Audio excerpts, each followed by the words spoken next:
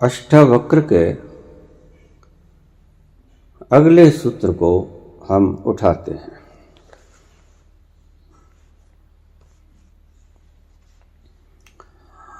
अहम कर्तृत्व अहम मानम महाकृष्णं इदंशितः न अहम कर्तेति विश्वासा अमृतम पीत्वा सुखी भव।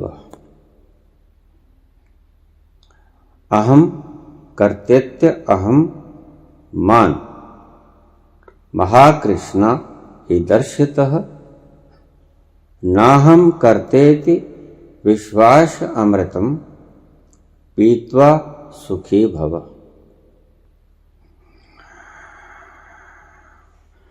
हे जनक, तू मैं करने वाला हूं, इस अहंकार से युक्त हुआ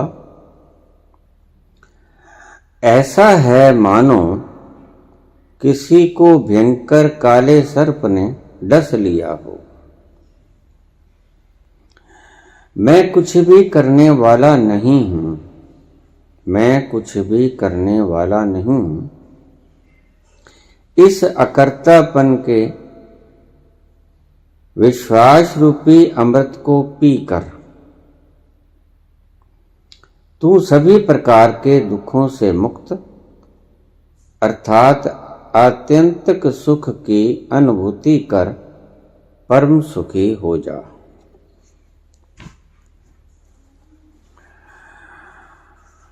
अगला सूत्र है एक छोटा सा प्रश्न।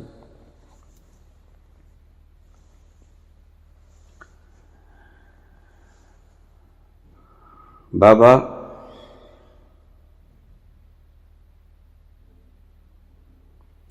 क्या शिव गण नाम के कोई देवता भी होते हैं?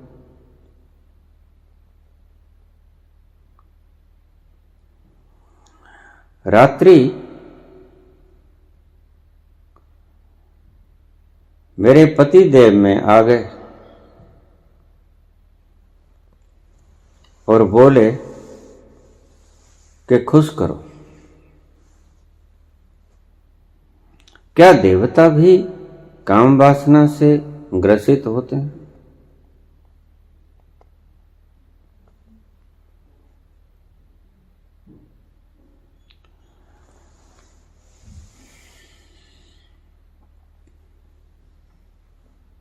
शिव गण कुछ भी गण बना लो, शिव गण बना लो, विष्णु गण बना लो, ब्रह्मा गण बना लो, इंद्र गण बना लो, नाम ही तो रखना है, कुछ भी रख लो।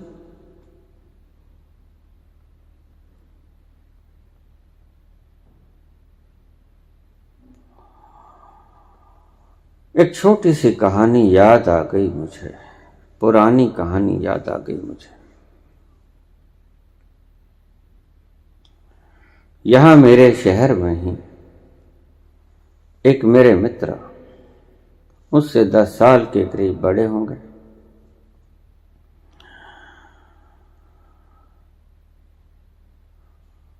वह थोड़ा मुसलमानों से नफरत करते हैं। कोई गहरे भाव में बात होगी जिसके कारण मुसलमानों से नफरत करते हैं।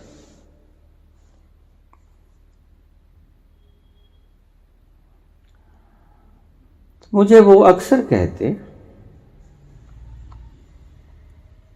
कि मैं रात को शराब पी लेते, खूब 1 बोतल शराब पी के बाबा जी बन जाते।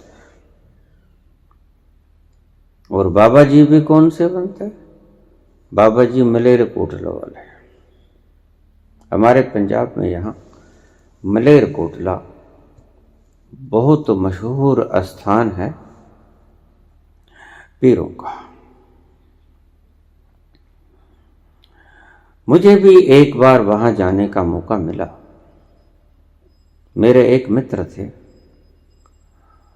कार में जा रहे थे, मुझे कहने लगे, शर्मा जी चलो स्वामी जी आपको सैर करा लाएं। मैं गाड़ी में बैठ गया,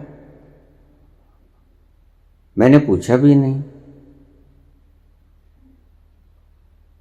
जब थोड़ी दूर चल दिए, यहां से बटिंडा क्रॉस किया, मैंने कहा सैर कहाँ करने जाना है? कहते मलेरकोटला जाना है, आपको भी दर्शन करा लाएंगे। मैंने कहा ठीक है, शुभ है, शुभ स्थान पर जाएंगे तो हम भी माथा टेक आएंगे। बहुत वर्षों की बात है।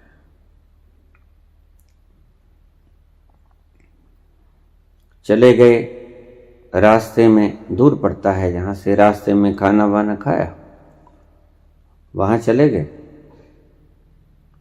वहां जाकर हमने प्रसाद बांटा, माथा टेका, चादर चढ़ाई। मेरे साथ के मित्र ने कोई कढ़ाई वगैरह लेनी थी, वहां की कढ़ाइयां, लोहे का सामान बहुत मशहूर है।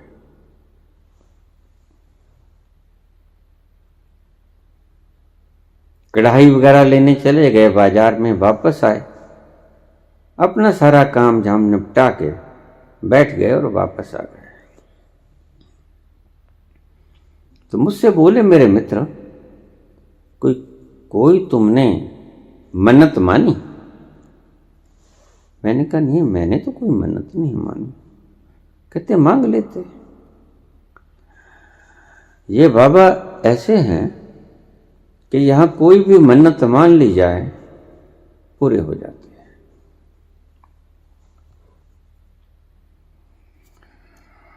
तो मुझे कहने लगे कि अपनी बात सुनाने लगे कि मेरे 2 पुत्र हुए थे, मेरे दोनों पुत्र एक एक करके मर गए। मैं बहुत उदास रहने लगा। एक दिन मुझे किसी ने सुझाव दिया कि आप मलेरकोटला में जाकर चादर चढ़ा के आया करो, वहां मन्नत मान लिया करो। तब से मैं यहां आया हूं और मेरे वही 2 पुत्र वापस आ गए। तो बहुत ही शुभ बात है,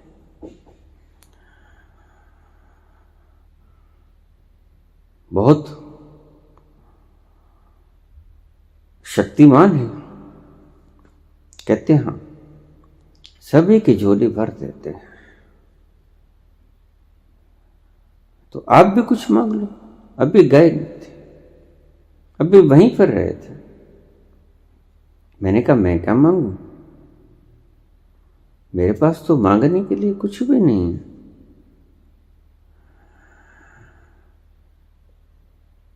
मैं तो मलंग स्वभाव का आदमी हूं, मैं कुछ नहीं मांगता। जो उसने देना होता है दे देता है, जो उसने छीनना होता है छीन लेता है। जब वो देता है तो मैं उसका प्रसाद समझता हूं, और जब वो छीनता है तो मैं उसकी अमानत समझता हूं कि वो ले गया। बस यही मेरा जीवन है। 2 अक्षरों में आपको बयान कर दिया। जब वो देता है तो मैं उसका प्रसाद समझ के स्वीकार करता हूं, और जब वो छीन लेता है तो मैं उसकी अमानत थी ये सोचकर शांत रहता हूं। किसी तरह का कोई झंझट झगड़ा खड़ा नहीं करता। तूने ऐसा क्यों किया, तूने ऐसा क्यों किया, कभी नहीं उठता मेरे मन में। मैं क्या मांगू इनसे? बिन मांगे मोती मिले, मांगे मिले ना भीख। महान पुरुष हैं, आप आए हैं, समझदार हैं।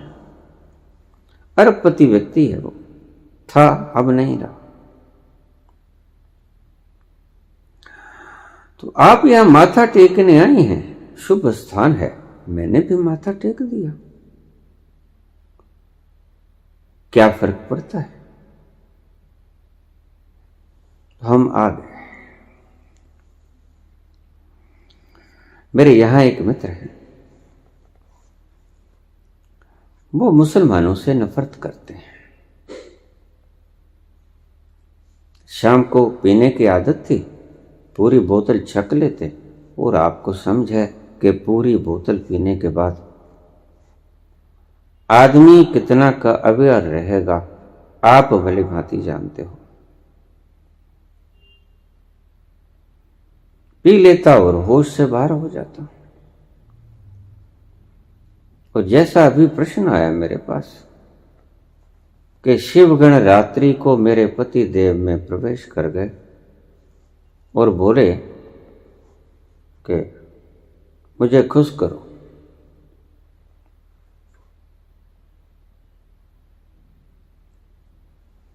शिवगण बोले कि मुझे खुश करो। ऐसे ही वो व्यक्ति पूरी शराब का बोतल पी के और कहते कि बाबा आए हैं आज। अपनी घरवाली से, पत्नी से रात्रि को कहते कि आज बाबा आए हैं, आज मिलन मैं नहीं करूंगा, आज मिलन बाबा करेंगे आपसे। अब रोज रोज की झंझट। शराब चीज ही ऐसी है, काम वासना को बढ़ोतरी करती है।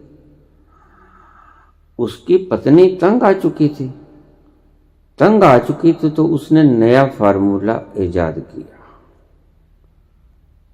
कि मैं नहीं हूं, ये बाबा आते हैं। कौन सा? मलेरकोटला वाले।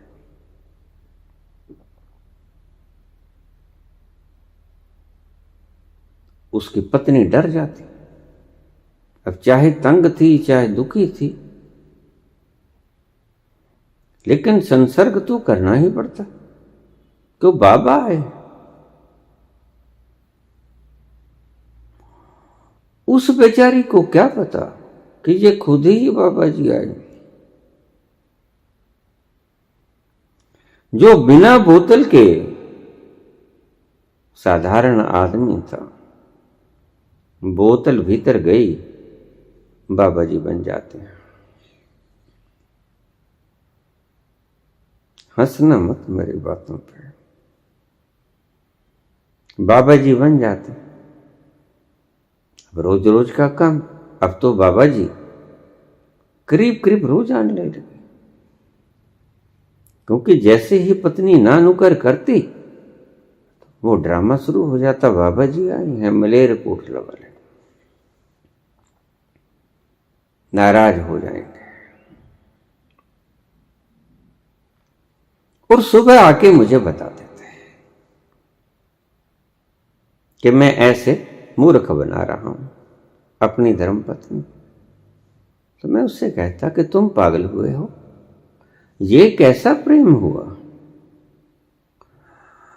अपनी ही प्रेमिका को छल देना, कपट देना, धोखा करना शुभ नहीं हुआ करता। बंद करो ये काम। कहता नहीं, फिर मैं क्या करूं? काम वासना इतनी उड़ती है कि मेरी पत्नी जब मुझे इनकार करती है तो मुझे बाबा जी बनना पड़ता है। मैं क्या करूं?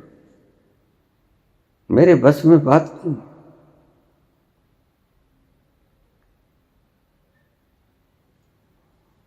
मैंने कहा ये तो बहुत बुरा काम है, ये तो आपको स्वभाव अपना बदलना चाहिए।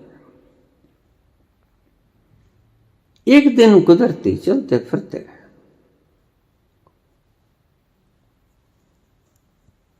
सामने से बाबा जी जा रहे थे। मैंने बाबा जी से प्रणाम करके पूछा, बाबा जी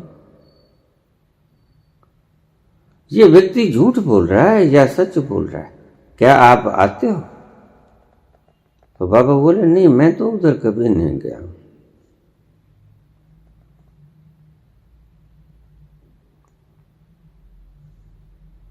तो मुझे फिर यकीन हुआ कि यह व्यक्ति जो कहानी सुनाता है वो ठीक सुनाता है, ये छल ही कर रहा है। बाबा जी तो जब मैंने पूछ ही लिया है, कहते कभी गया ही नहीं मैं उधर।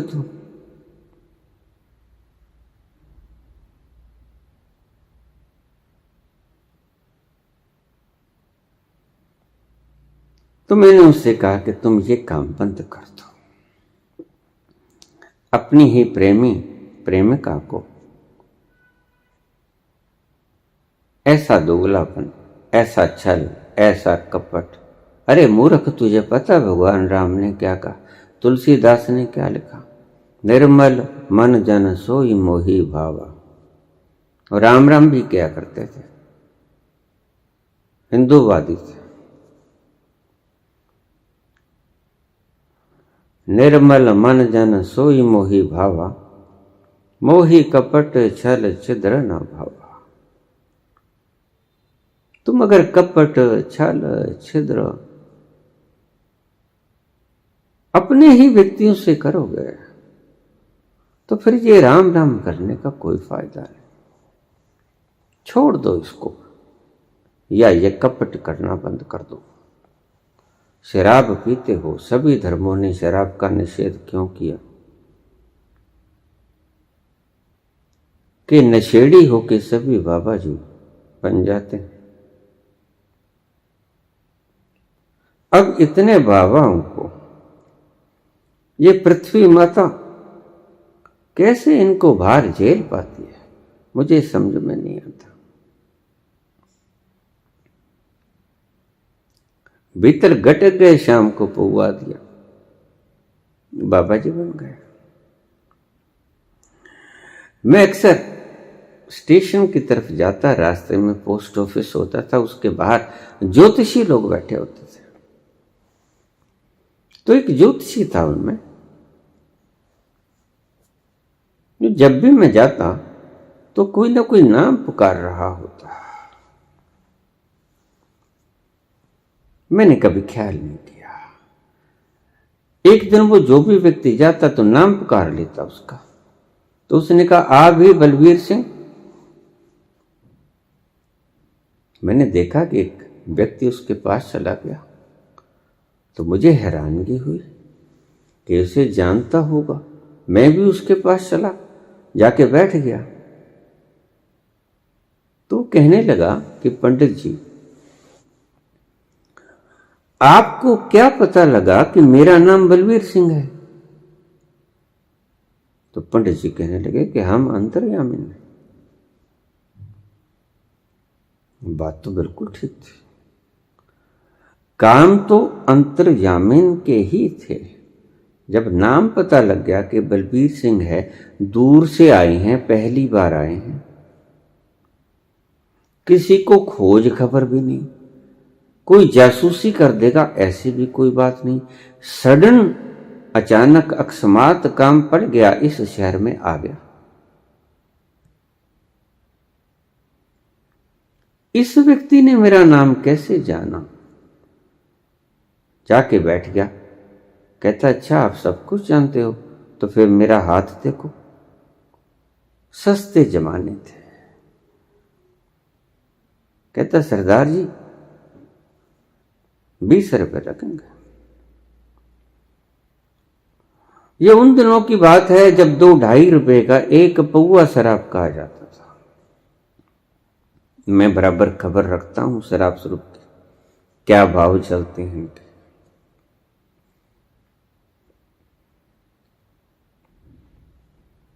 वो कहता, कोई बात नहीं, 20 रुपए ले लेना, लेकिन मुझे बताओ कि मैं जिस काम के लिए आया हूं वो काम मेरा हो जाएगा? तो उसने कुछ पहले तो बातें बताई कि आपके जो बच्चे हैं आपका कहना नहीं मानते, आपके मन में कोई मशीनरी लेने की इच्छा है, आपकी पत्नी भी आपसे वो व्यवहार नहीं करती जो अपेक्षा करते हैं।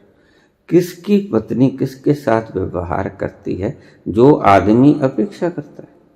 और किसका पति पत्नी के साथ वो काम करता है जो कि वो अपेक्षा रखती है। किसी की अपेक्षाएं यहां कभी पूरी नहीं होती। सब अपेक्षाएं हृदय में दबाए दबाए खाक हो जाती।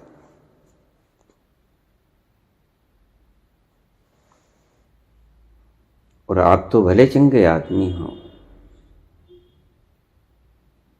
आप सबका भला करते हो, लेकिन आपका सभी बुरा करते हैं। दुष्ट से दुष्ट व्यक्ति ये बात सोचता है कि मैं तो सभी का भला करता हूं, ये दुनिया पता नहीं क्यों मेरा बुरा करने पे तुली है। मैं बड़ा भला चंगा आदमी। हिटलर जैसा दुष्ट व्यक्ति भी ये समझता है भीतर से कि मैं लोक कल्याण हेतु ये काम कर रहा हूं।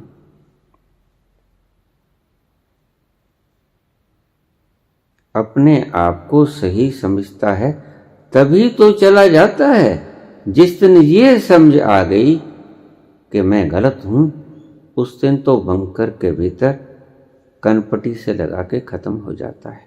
बस ये बेहोशी ही है जो आपको गलत सबक सिखाती है, अपने बारे में भी दूसरों के बारे में भी। इसीलिए सभी धर्मों ने मूर्छित होने का विरोध किया, शराब पीने का विरोध किया। और इस शराब पीने के विरोध पे बड़े बड़े डेरे खुले और व्यवसाय खुला।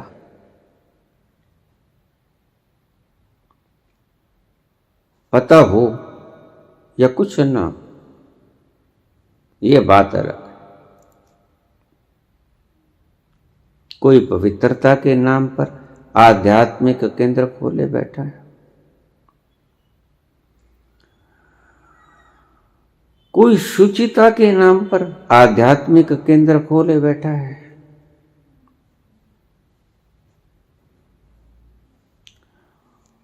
कोई जागृति के नाम पर कि शराब को त्यागो, हमसे नामदान ले लो। सभी कोई ना कोई मसला उठा के केंद्र बिंदु बना के अपने अपने दुकानदारियों के जाल बनाए बैठे हैं। और सच जानी,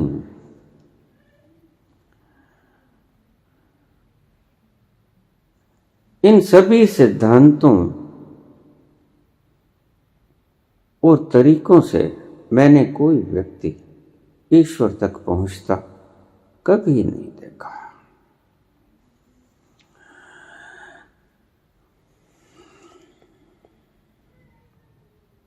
सभी धर्म देखे, लेकिन उन धर्म के ऊपर चलने वाले लोगों में कोई ज्यादा खुशी न पाई। जिस बात को लेकर चले थे, खुशी को लेकर, वहां जाके आनंद मिलेगा, परमात्मा मिलेगा, खुशी मिलेगी, तृष्णा मिटेगी। घर से तो हम चले थे खुशी की तलाश में, गम राह में खड़े थे वो ही साथ हो लिए। जाते हैं खुशी की तलाश में, बांध के लाते हैं गांठों का और बंधनों का गठड़ी, और बंधन की गठड़ी सर पे लाद के ले आते हैं। ऐसे ही मुक्त है। गुरुजनों के पास जाकर इन बंधनों की गठड़ी सर पर लाद के ले आते हैं।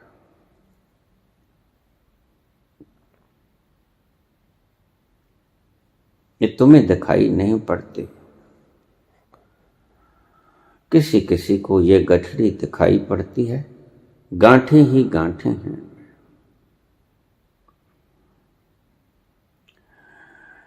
कबीर के घर एक व्यक्ति कबीर से मिलने आया था, उनके दर्शन करने आया था, लेकिन कबीर नहीं थे। धर्मपत्नी लोई थी। लोई से पूछा, माता कबीर के दर्शन करने हेतु आया हूं, कबीर कहाँ मिलेंगे? लोई कहने लगी, पुत्र कबीर जी तो यहाँ पड़ोस में कोई व्यक्ति देहांत हो गया है, उसके अंतिम संस्कार के साथ गए हैं, तुम्हें मिलेंगे शमशान में, कब्रिस्तान में।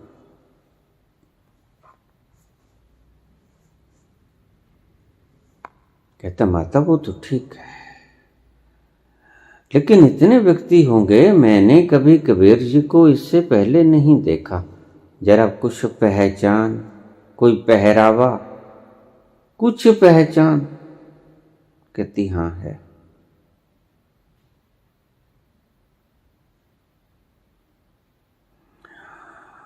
और मुझे लगता है कि तुम पहचान भी पाओगे, इसीलिए मैं तुम्हें पहचान बता देती हूं। शमशान के अंदर सभी व्यक्ति खड़े होंगे, लेकिन कबीर के सिर के ऊपर एक मुकुट लगा होगा, मुकुट। यही पहचान है उनकी, और कोई पहचान नहीं।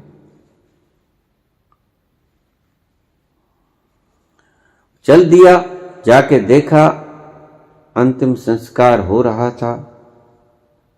सभी दुख की घड़ी में खड़े थे, भावना बड़ी मलिन थी, दुखित अवस्था में व्यथित मन से सभी खड़े शोक मना रहे थे। उसने देखा कि कबीर जहां मिले उसके पांव को छू, लेकिन ये क्या, सभी के सिर के ऊपर मुकुट। अरे माता ने तो कहा था कि कबीर के सिर के ऊपर मुकुट होगा, लेकिन यहां तो सभी के सिर के ऊपर मुकुट है। क्या करें? कोई समझ ना आई। दाह संस्कार हो गया, वह व्यक्ति भी वहां खड़ा रहा। जैसे ही जनता, साथ आए लोग दाह संस्कार करके उसका वापस गए, उसको तो बाहर जाकर छोटी नहर के किनारे ओम नमो नारायणाय कहा और पानी के छींटे दिए और चल दिए आगे। बस यहां तक का ही सफर था।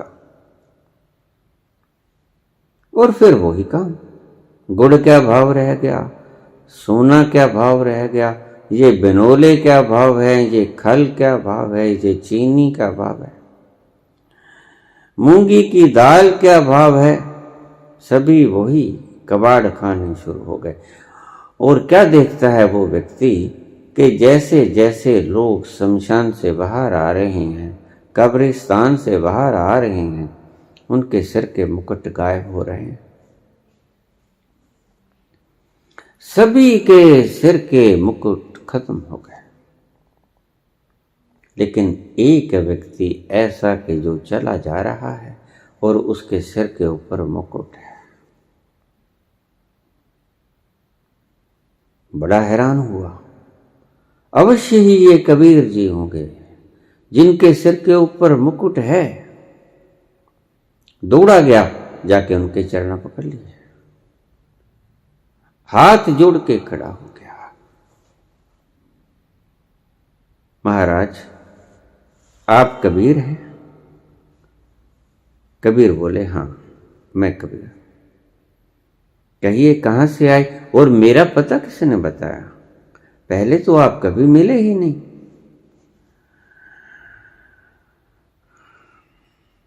सारी बात उसने कह दी कि मैंने आपको ऐसे पहचाना।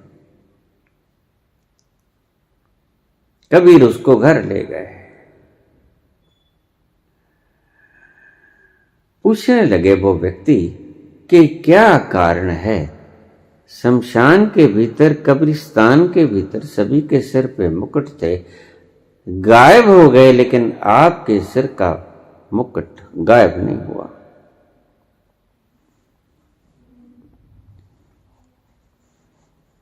जाहिर बात थी, शमशान में सभी को मौत याद थी कि एक दिन हम भी यहां आएंगे, सभी वहां जाएंगे। कौन यहां रुका है? कौन यहां रुका है? मैं एक बार हरिद्वार चला गया। हमारे पुरोहित जिनके पास हमारे बुजुर्ग जाया करते थे, इत्तफाकन मैं उसके पास चला गया। उसने मेरी पिछली पीढ़ियां गिना दी, 50 पीढ़ियां पिछली, उससे भी ज्यादा पीढ़ियां। फला था, फला था, फला था, उसके बाप, उसके बाप, उसके बाप। ये सभी हमारे जैसे थे। सभी सोचते थे कि हम नहीं जाएंगे, बाकी सभी चले जाएंगे। यही भ्रम आदमी से पाप करवाता है।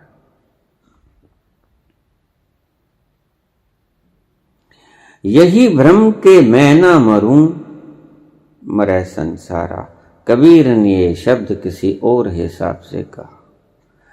आपने ये शब्द किसी और हिसाब से लिया, मैं ना मरूं, मरे संसारा। आगे का शब्द कबीर के लिए है, आपके लिए नहीं। मोहे मिला जिलावन हारा।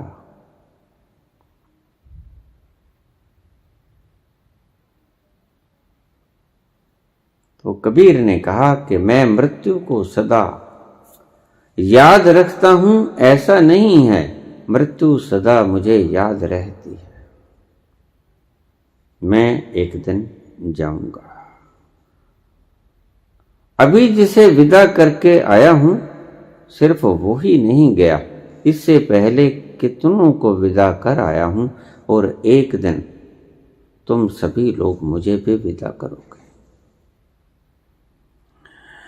ये बात सिर्फ मैं मानता ही नहीं, जानता भी हूं। इसलिए मेरे सिर के ऊपर सदा मुकुट रहता है।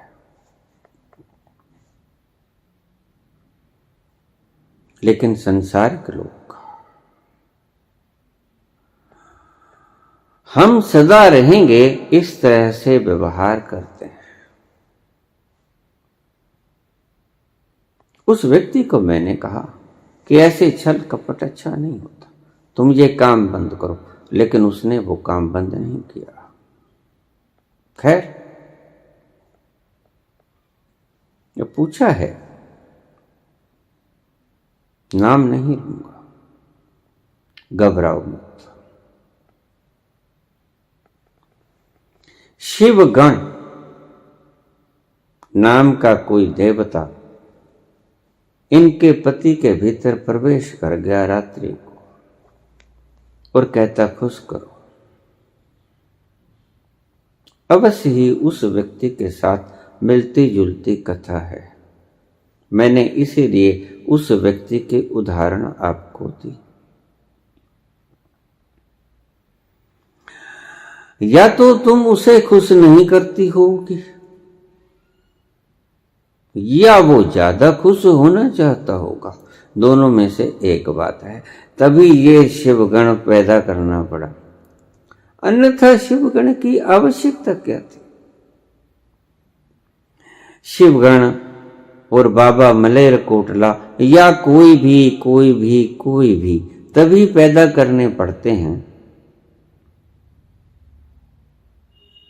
जब कोई बात तुम्हारी समझ से बाहर हो जाती है, तो ये उपद्रव खड़े करने पड़ते हैं।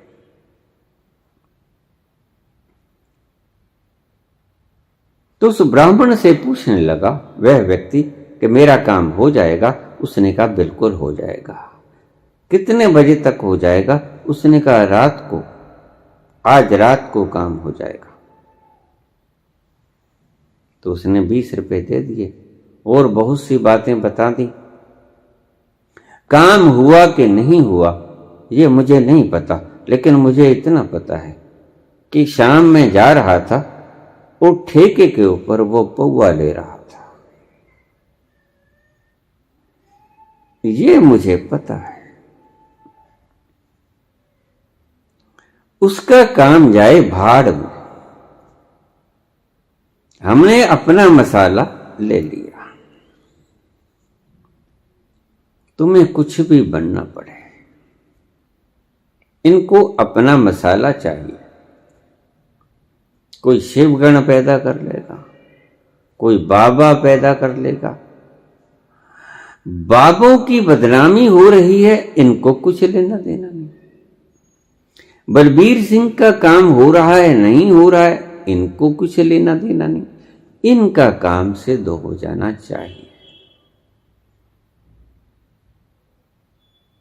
ये अपना काम सिद्ध करने के लिए ऐसे झूठ, कफर, तूफान, छल, छिद्र, कपट, फरेब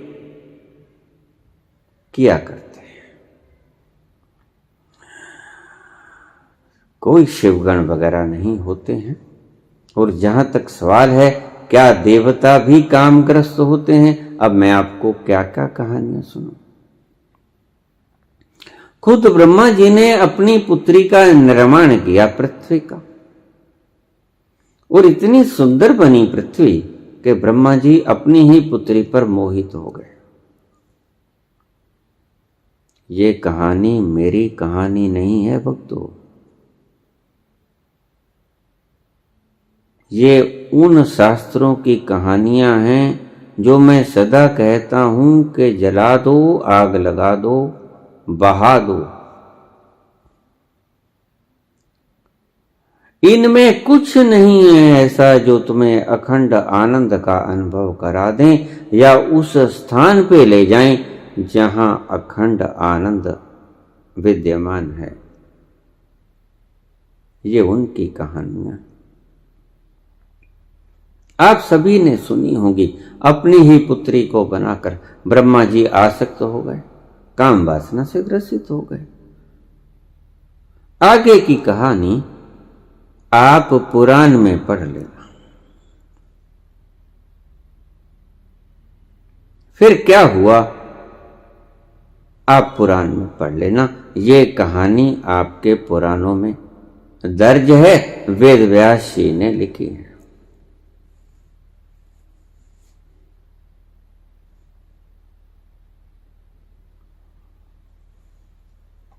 अब हम सूत्रों की तरफ आए।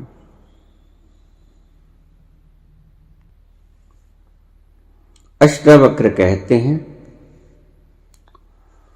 हे जनक, मैं करने वाला हूं, इस अहंकार से युक्त तू दुख को प्राप्त होता है।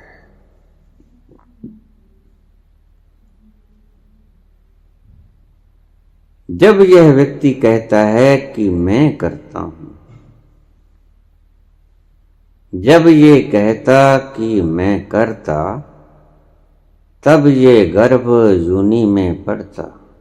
फिर इसको बार बार आना पड़ेगा, क्योंकि अगर तुम एक कक्षा के इम्तिहान में फेल हो जाओगे तो तुम अगली कक्षा में ना जा सकोगे। तुमने इसका सही उत्तर नहीं खोजा कि करता कौन,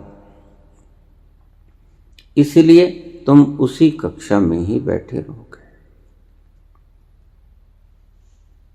मैं करता हूं, इस अहंकार से युक्त हुआ मानव मानो किसी भयंकर काले सर्प ने उसे डस लिया हो, ऐसा हो जाता है। और मैं कुछ भी करने वाला नहीं हूं, मेरे किए कुछ नहीं होता, मेरे किए कुछ नहीं होता। इस अकर्तापन के विश्वास रूपी अमृत को पीकर मैं कुछ भी नहीं करता हूं या मैं कुछ भी नहीं कर सकता हूं। थोड़ा थोड़ा अमेंडमेंट कर दूं आपको समझाने के लिए। अष्टावक्र के वचन बड़े सीधे साधे हैं, हृदय के भीतर उतर जाते हैं। जो कहता है कि मैं करता हूं, इस अहंकार से युक्त हुआ मनुष्य ऐसे है मानो उसे किसी काले सर्प ने डस लिया हो, यानी उसके भीतर मैं भाव का जहर फैल रहा है। और जब तक तुम्हारे भीतर मैं भाव का जहर फैलता रहेगा, तुम उस परम जीवन को उपलब्ध ना हो पाओगे। जहर तुम्हारी रगों में दौड़ रहा था, वो चाहे काम के कारण हो, क्रोध के कारण हो, अहंकार के कारण हो। ये अहंकार के मैं करता हूं, इससे भी तुम्हारी रगों के भीतर जहर पैदा होने लगता है, ग्रंथियों, और तुम्हारा खून विषाक्त हो जाता है। तुम मैं भाव से इतना भर जाते हो और उस खराब खोपड़ी से सारे निर्णय जो आते हैं वो ऐसे ही निर्णय आया करते हैं जैसे मैंने अभी पुराणों की उदाहरण दी। ये पुराणपंथी अहंकार से ग्रसित उस काले सर्प से डसे हुए लोग हैं, जिनके भीतर ये जहर उनकी रगों में निरंतर दौड़ रहा है। अष्टावक्र कहते हैं कि मैं करने वाला हूं, इस अहंकार से युक्त हुआ तुम मानो ऐसे है कि किसी काले भयंकर सर्प ने तुम्हें डस लिया हो और तुम्हारे रोम रोम में वो जहर फैल गया हो। और जब जहर फैलेगा, जब मूर्छा फैलेगी शराब की, तभी तुम्हें हिला देगी। और अगर जहर फैलेगा तो हश्र क्या होगा? तुम्हारा क्या हश्र होगा?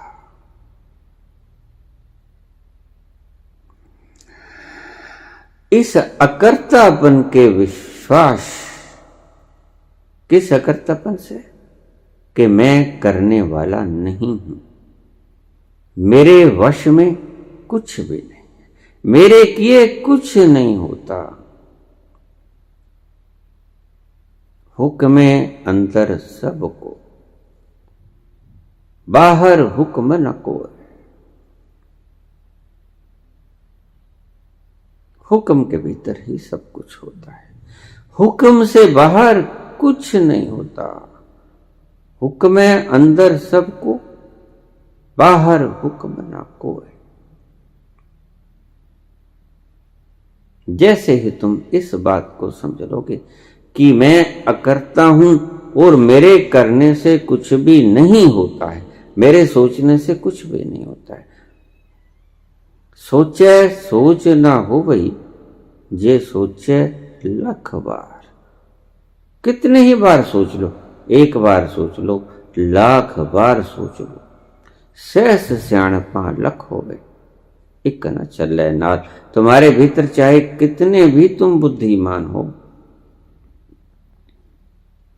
क्षणिक रूप से हो सकता है तुम गद्दियों के ऊपर बैठ जाओ, तुम बैंकों को भर लो, सहस स्याणपा कर लोगे तुम, एक न चले नाल, तुम्हारे साथ एक भी नहीं जाएगी। हाथ पसारे इस धरती के ऊपर एक दिन तुम्हारी लोथ पड़ी होगी, साथ कुछ न जाएगा तुम्हारा कमाया हुआ। सभी यहां छोड़ जाओ। जैसे ही तुम अकर्तापन के विश्वास को अमृत के समान पीकर संसार में विचरण करेगा, तो सभी प्रकार के सुखों को पी लेगा और मुक्ति के आंतरिक सुख की अनुभूति से भर जाएगा। मुक्ति के आंतरिक सुख की अनुभूति से भर जाएगा। अष्टावक्र कहते हैं कि तुम्हारे किए ना कभी कुछ हुआ, ना कभी कुछ होगा। अगर विश्वास नहीं तो करके देख लो, कुछ होता है। एक बार खुश हो जाओगे कि मैं जज बन गया, मैं सीएम बन गया, मैं पीएम बन गया, मेरे पास इतनी पावर आ गई। लेकिन ये पावर कब किसके पास ठहरी है सदा के लिए? एक दिन पावरलेस होना ही होता है। पावर मेरे पास है, इससे बड़ी कोई भ्रांति नहीं। और ये भ्रांति जितना दुख देती है उतनी कोई भ्रांति दुख नहीं देती। इसलिए तुम देखना राजनीतिकों को, जैसे ही कुर्सी हाथ से खिंचती है इनके हृदय की पीड़ा देखी नहीं जाती। जरा देखना, जिन राजनीतिज्ञों ने अपनी कुर्सियां खो दी, जनता ने उन्हें कुर्सी से, सिंहासन से उतार दिया, उनके भीतर झांक के देखना कितनी व्यथा है। पावर खोना नहीं चाहते क्योंकि मन में ये भ्रम पाले रखना चाहते हैं कि मैं शक्ति से युक्त हूं, मैं जो चाहता हूं कर सकता हूं, कर कुछ भी नहीं सकते। इनके हाथ में कुछ भी नहीं। अष्टावक्र कहते हैं कि तेरे सारे दुख का कारण यही है।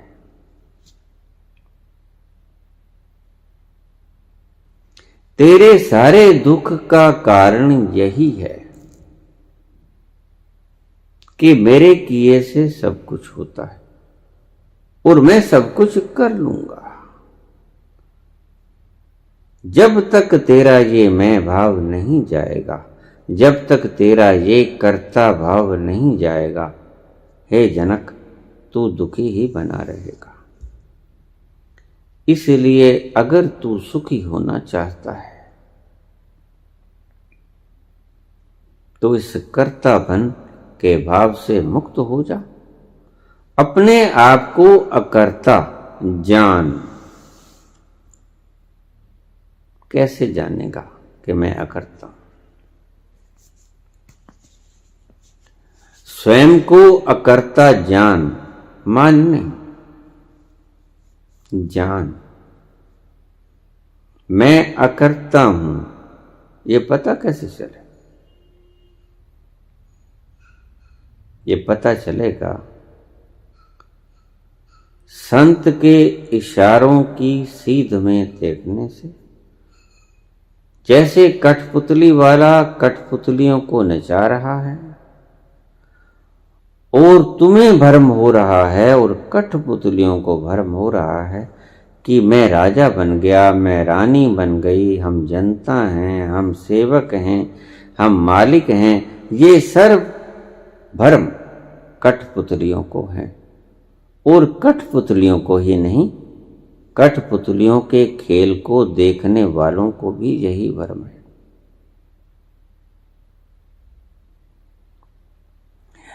जैसे ही कोई संत इशारा करे कि वो देखो सूरज, तुम अगर भाग्यशाली हुए तो तुम उस इशारे की सीध में देख लिए तो उस दिन तुम्हें समझ आएगा कि ओहो, मैं तो सिर्फ इनके नाच ही देखता रहा। वो कुर्सी पे बैठ गया, वो राजा, उसके हाथ में बड़ी शक्ति है, वो राजा, वो बलवान, वो शक्तिमान, सर्वशक्तिमान। और वो चाकरी कर रहा है, वो सेवा कर रहा है, वो पंखा झेल रहा है, वो नौकर, उसके हाथ में कुछ भी नहीं, वो गुलाम।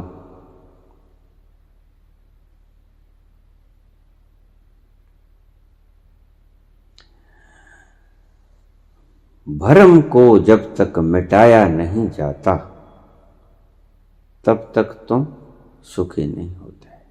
और भ्रम मिटेगा कब?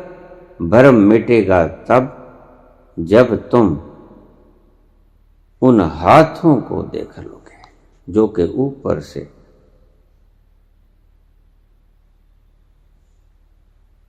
अपने कठपुतलियों का नाच शायद किसी ने देखा हो, नई पीढ़ी ने न देखा होगा।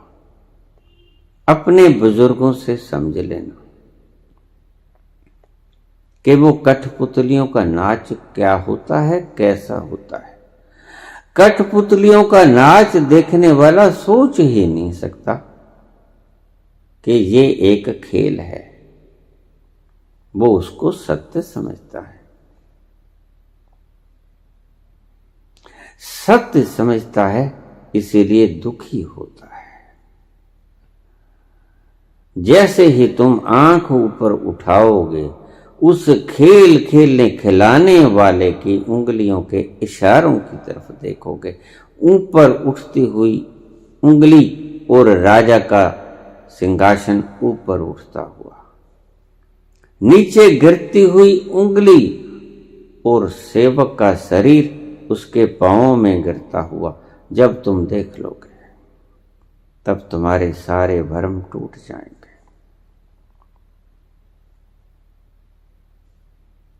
भ्रम टूटेंगे ऐसे।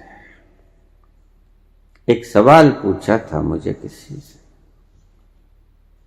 कि आप कहते हो इल्यूजन इल्यूजन, काली माता का भी इल्यूजन, रामकृष्ण परमहंस का भी इल्यूजन,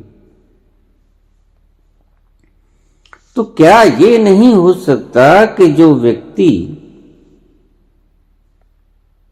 ईश्वर को प्राप्त हो गया है, कोई नानक, कोई कबीर, कोई भी परम पुरुष, उसे इल्यूजन हो गया हो?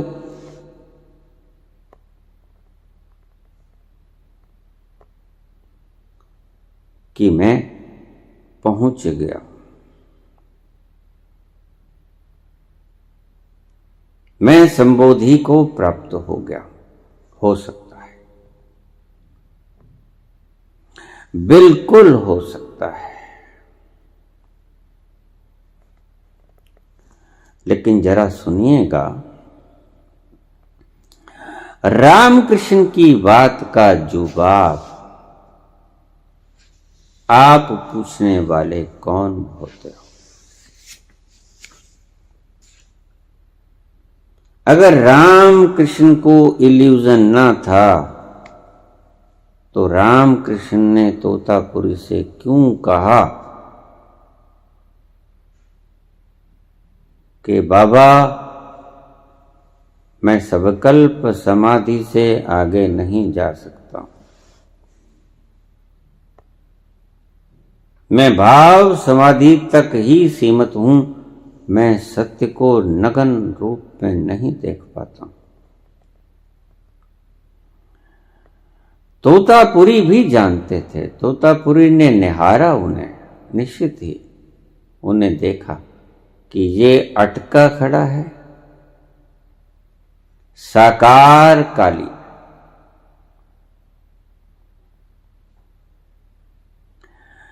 तुम जिस रामकृष्ण की वकालत कर रहे हो, उसने तो खुद कहा तोतापुरी से कि मैं निर्विकल्प समाधि में जाना चाहता हूं, मुझे भाव समाधि का सुख तो बहुत मिला, लेकिन निर्विकल्प समाधि का अखंड आनंद मैं आज तक न पा सका। बाबा कोई व्यवस्था करोगे ताकि मैं उस निर्विकल्प समाधि में उतर सकूं? तोतापुरी भी जानते थे, करूंगा, लेकिन मैं जैसा कहूंगा वैसा करना होगा। करूंगा बाबा, बैठ जाओ। बैठ गए। पूछा सभी कुछ, क्या दिख रहा है, क्या दिख रहा है, क्या दिख रहा है? आखिर में पूछा क्या दिख रहा है? कहता काली माता, माता आ गई है।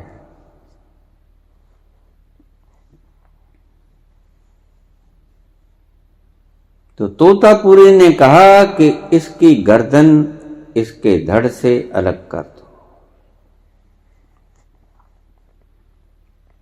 इतनी बात सुनते ही थर्राया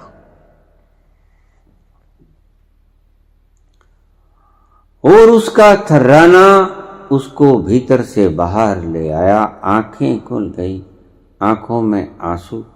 तोतापुरी कहने लगे कि बाबा, ये मैं ना कर पाऊंगा। ध्यान रखिएगा, जब तक मुमुक्षु पूर्ण तड़प नहीं पैदा करता, गुरु उसे पहुंचाने के लिए लालायित नहीं होता। इस बात का ध्यान रखना। गुरु इतना अहिंसक होता है कि अगर शिष्य पहुंचना ना चाहे, इस दुख के पार ना होना चाहे, तो गुरु उसको उस दुख से पार करने की कोई चेष्टा नहीं करता। जब तुम खुद ही सुखी हो जहां हो, तो फिर इस सुख का आनंद लिए जाओ। जिस घड़ी तुम्हें पता चला कि मैं जहां हूं सुखी नहीं हूं, ये सब मेघ काले बादल दुख की छाया है,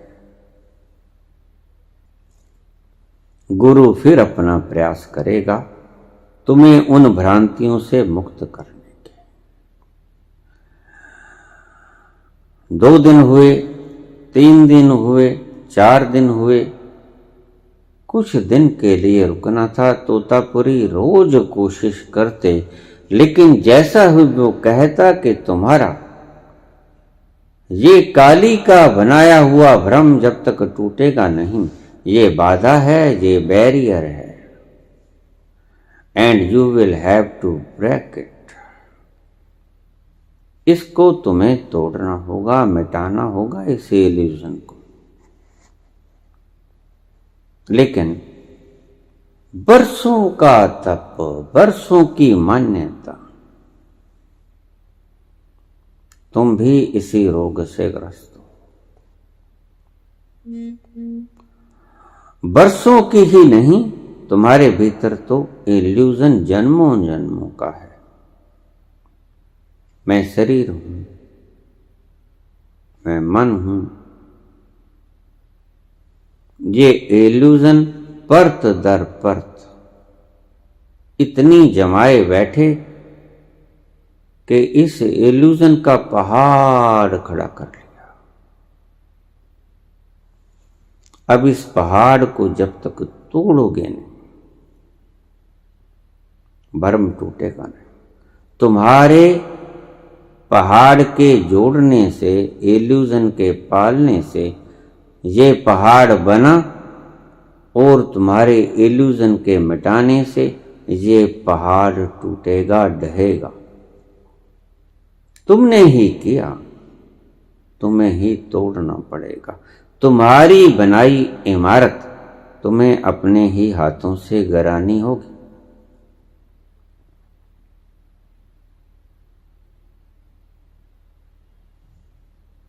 आखिरी दिन तोतापुरी ने दूसरे दिन जाना था। रामकृष्ण को बुलाया। रामकृष्ण से बोले, गदाधर, रामकृष्ण का असली नाम गदाधर था, कल मैं चला जाऊंगा।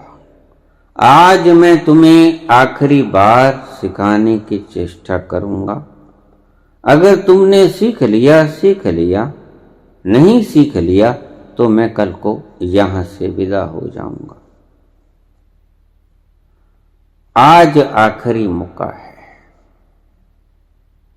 क्या करें महाराज, और सब कुछ कर पाऊंगा, लेकिन जिस सहारे के कारण मैं आज इस संकल्प समाधि में पहुंचा है, उस सहारे को कैसे गिरा दूं? जैसे तुम ये कहो कि इस छत पे जाने के लिए इन पौड़ियों को कैसे गिरा दूं, जिन पौड़ियों के सहारे के step step step by step मैं छत पर आने के करीब हुआ। कैसे गिरा? बड़ी मुश्किल खड़ी होती। ये मूर्ति बनाई थी रामकृष्ण, मूर्ति ढानी थी रामकृष्ण ने ही। जिसने इल्यूजन पैदा किया, जिसने भ्रम पैदा किया, वही तो तोड़ेगा। दूसरों के तोड़ने से कोई नहीं टूटता। संत रोज आपके भ्रम तोड़ते हैं, कहां टूटता है? आपके भ्रम तुम ही तोड़ोगे एक दिन।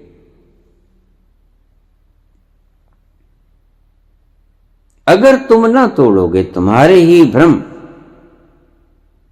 तो ऐसा ही सारा कबाड़ खाना जो तुम आज करते हो, करते ही रहोगे, और इससे भी वर्स्ट तरीके से करते रहोगे, इससे भी भयंकर कुरूपता से करते रहोगे।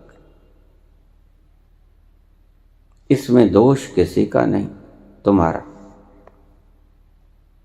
किसी को दोष मत देना, न समाज का दोष है न किसी का दोष है, दोष है तुम्हारा।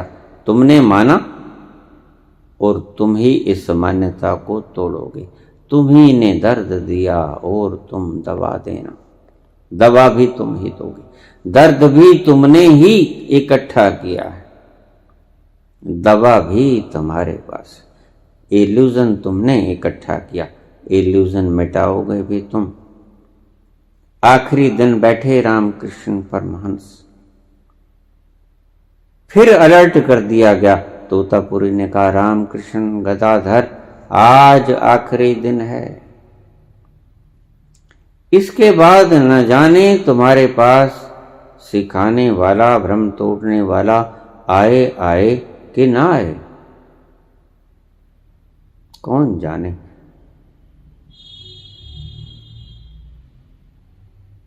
उस एनलाइटनमेंट तक पहुंचने वाले संत तो किसी भी जमाने में प्रचुर मात्रा में नहीं होते।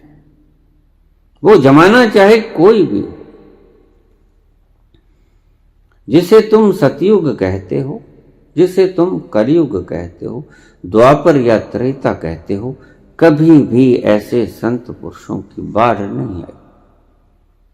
वो सदा कम ही मात्रा में रहे और उन्हें ही निभाना पड़ा आपको जगाने का काम, और आपने सदा ही उनका वध किया, किसी भी ढंग से किया।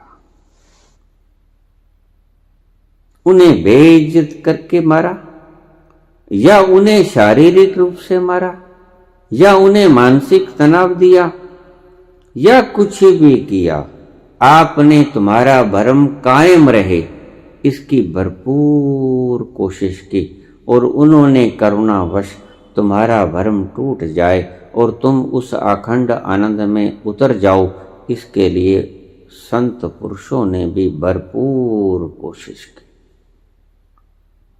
कुछ मामलों में तुम सौभाग्यशाली रहे अगर तुमने अपना इल्यूजन तोड़ दिया।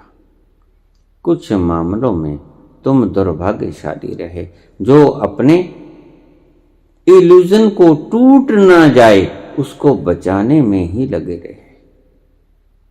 तुम ऐसे ही व्यक्तियों में से एक हो जिसने प्रश्न पूछा है। तुम अपने इल्यूजन को सदा ऐसे ही बचाते रहोगे। पता लगता है, तुम्हारे प्रश्नों से पता लगता है। और फिर उस अखंड आनंद को पाने की इच्छा भी मत रखना, क्योंकि कर्म के अनुसार ही तो तुम पा सकोगे एनलाइटनमेंट को। तुम गड्ढा खोदोगे तो वहीं पर पानी भर सकेगा, उसकी कृपा होगी तुम पर, लेकिन गड्ढा तो तुम्हें ही खोदना पड़ेगा। बरसेगा वो ही बिला शक। इल्यूजन तुम्हारे टूटेंगे, लेकिन तुम टूटने के लिए भूमि तो तैयार करो। अगर कोई संत तुम्हारी भूमि तोड़ना भी चाहता है, बनाना भी चाहता है, गड्ढा पैदा भी करना चाहता है, तो तुम उस गड्ढे को बनाने नहीं देते, तुम उसके भीतर लाखों तरह के व्यवधान खड़े करते। फला शास्त्र में ये लिखा, फला शास्त्र में ये लिखा, फला शास्त्र में ये लिखा। तुम झट से ले आते हो किताबों को कि ये पढ़ो। क्या पढ़े? जिसने अपने अंतस की किताब को पढ़ लिया, वो तुम्हारे कागजों की किताब से क्यों पढ़ना चाहेगा? कोई बात। ये लिखी उन लोगों ने है जो अंतस के शब्दों को बाहर लेके आए हैं, अंतस के अनुभवों को बाहर लेके आए। ये किताबें उन व्यक्तियों के द्वारा लिखी गई और तुम यही किताबें उनको दिखाते हो जिन्होंने ये किताबें लिखी। चेहरे बदल गए होंगे, नयन नक्श बदल गए होंगे, नाम बदल गए होंगे, अनुभव समान था। जिसने लिखा और जो आपको आपका इल्यूजन खत्म करने के लिए आज चेष्टारत है।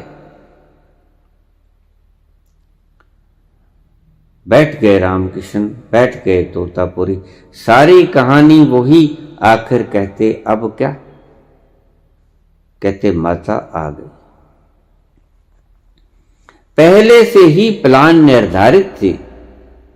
उसने एक कंच का टुकड़ा, गलास अपने पास रख लिया था। रामकृष्ण से कहने लगे, जब माता आ जाएगी तुम्हारे माथे को मैं चीर दूंगा इस कंच से और तुम्हें भयंकर दुख होगा और उस भयंकर दुख में ही तुम्हारा हौसला जगेगा। दुख में ही हौसला जगा करता है। तोतापुरी इस बात को भली भांति जानते थे। आग लगी होगी तभी तुम उस घर को छोड़ पाओगे।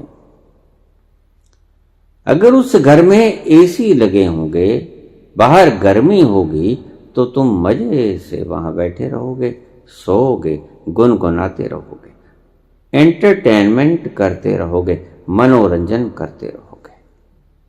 तोतापुरी इस बात को जानते थे कि जब तक इसको भयंकर पीड़ा ना दूंगा, ये संकल्प समाधि से बाहर आने को नहीं। ये काली की गर्दन नहीं तोड़ेगा, ये काली का धड़ शरीर से अलग नहीं करेगा।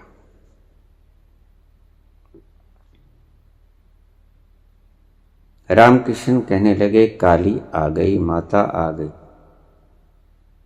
उसने कंच का टुकड़ा उठाया और उसका माथा चीर दिया। माथा चीर दिया, खून, दर्द, पीड़ा, असहाय पीड़ा। भीतर से क्रोध, दुख, अग्नि जल उठी। उसने पास ही पड़ी तलवार उठाई और काली की गर्दन धड़ से अलग कर दी। धड़ एक तरफ, गर्दन एक तरफ। काल्पनिक था सब कुछ। काली भी काल्पनिक थी और काली की मृत्यु, काली का सिर से धड़ से अलग कर देना, यह भी काल्पनिक था। और जैसे ही सिर धड़ से अलग हुआ, तत्क्षण रामकृष्ण परमहंस निर्विकल्प समाधि में चले गए।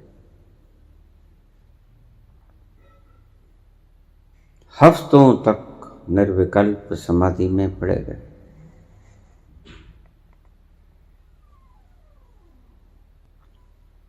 बाबा, तुम कहते हो ये भी इल्यूजन, काली भी इल्यूजन, रामकृष्ण परमहंस भी इल्यूजन।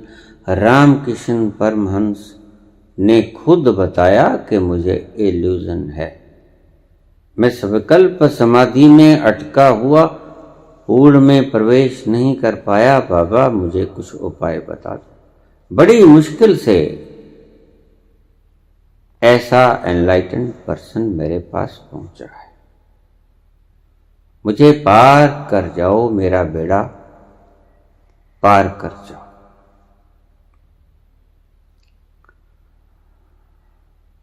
क्या एनलाइटनमेंट का इल्यूजन नहीं हो सकता? हो सकता है। बहुत से व्यक्ति बैठे हैं जो दुकानें खोले बैठे हैं। ये वही लोग हैं जिन्हें इल्यूजन हो गया है कि हम पहुंच गए। आपने उनके पांवों को हाथ लगा के उन्हें मान्यता देकर, उन्हें तरह तरह की उपाधियों से अलंकृत करके उनकी साइको में यह बात बैठा दी कि तुम कुछ विशिष्ट है, तुम्हारे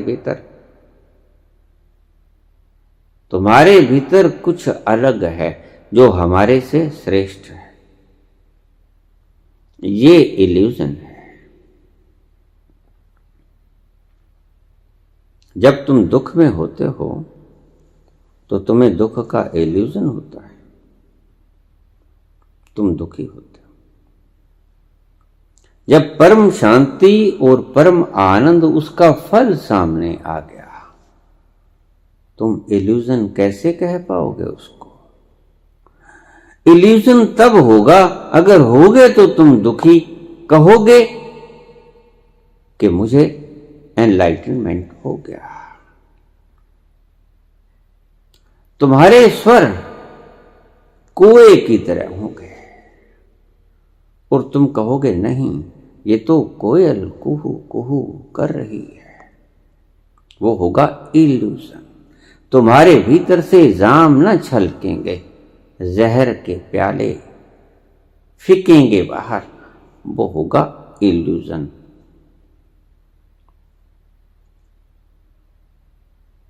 ऐसी मानसिकताओं के लोग ही ऐसे सवाल किया करते हैं। ऐसे लोगों के भीतर जहर के प्याले होते हैं। ऐसे लोगों के भीतर न जाने कहां कहां से गोबर इकट्ठा करके दिमाग में भर लेते हैं ये लोग।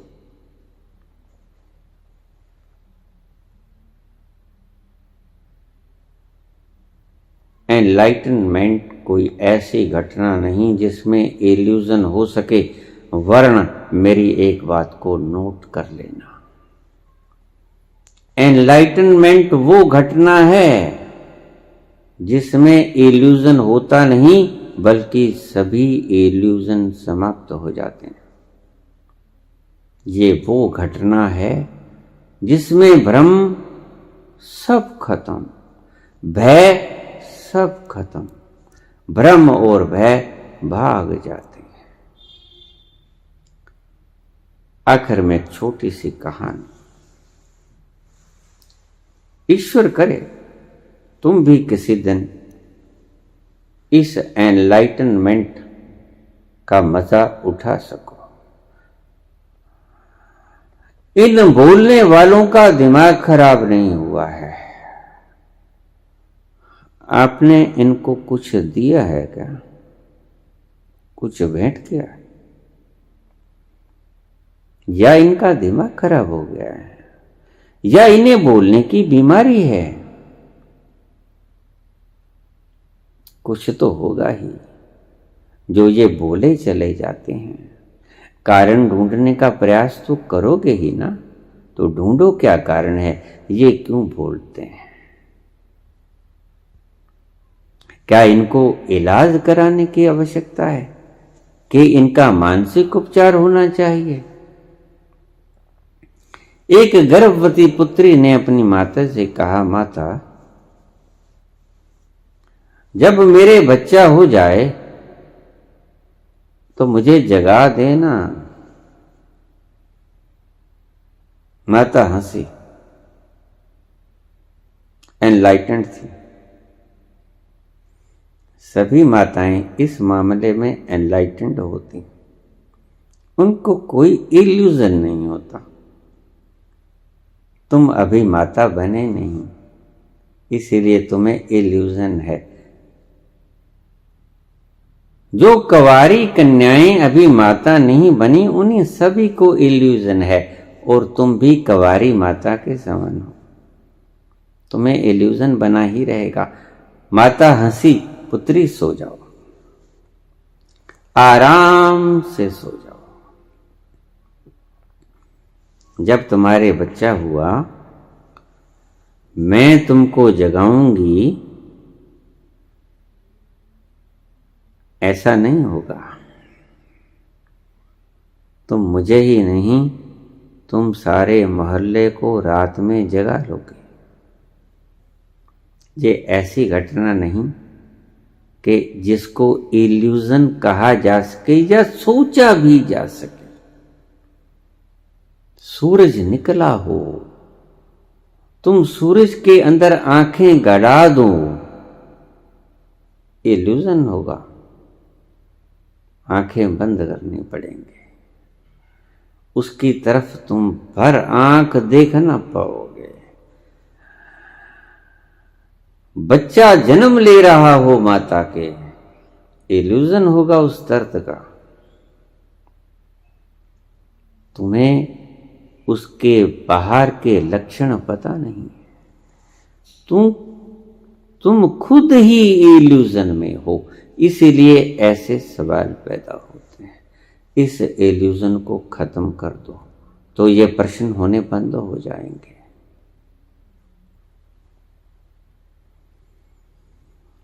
दोस्त नाराज हो गए कितने,